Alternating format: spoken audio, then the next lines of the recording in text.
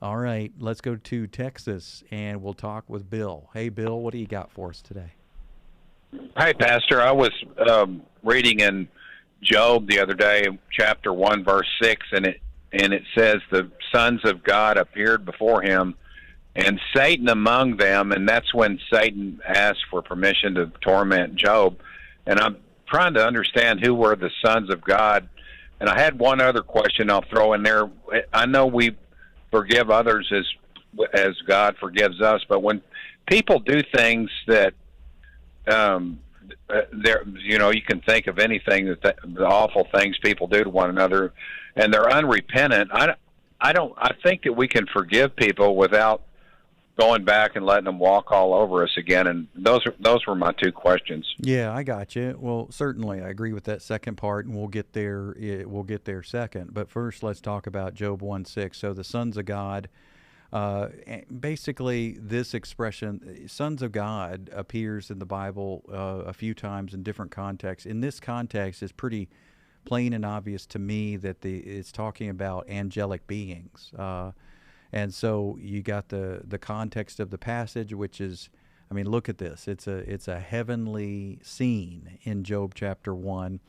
And these beings are presenting themselves before the Lord. So it's heaven, it's angels, and they're presenting themselves, and Satan is also there. And so I think you just talking about angels. It says, now there was a day when the sons of God came to present themselves before the Lord, and Satan also came among them. This is basically a heavenly conversation. And you see it in Genesis 6 also, verse 2. Look at Genesis 6:2. Sometime it talks about the sons of God. And it's used in a very similar way. So we're talking about God-created beings, angelic beings, Satan being an angel, a fallen angel.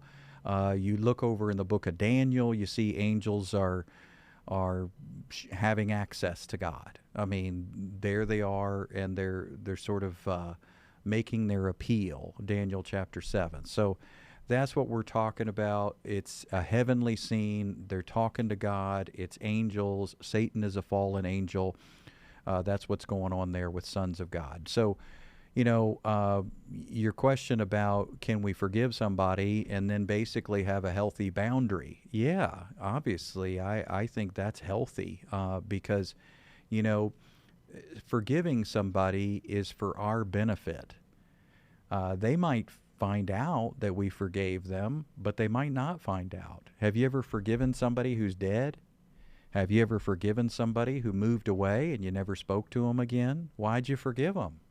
Well, you forgave them for your benefit, not theirs, because you were holding on to bitterness and resentment, and you decided to release them and cancel their debt and say, you don't owe me anything, and I cancel your debt. I release you from anything. And by doing that, you broke free from bitterness and resentment. They may never even find out about what you did.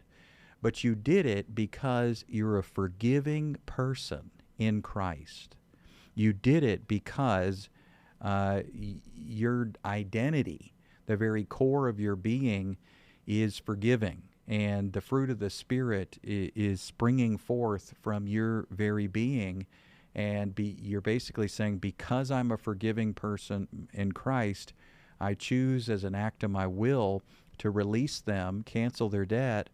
And Lord, I want you to remind me of this decision that I made. So, let's imagine it's abuse. I forgive somebody for abusing me. Does that mean I sign up to go to the amusement park with them on Tuesday? No, it doesn't mean that. I could, I'm free to. But if godly wisdom says, hey, you're just a punching bag for this person, you're just going to get hurt over and over and over, you're a punching bag. And godly wisdom in that situation is be careful, be wise.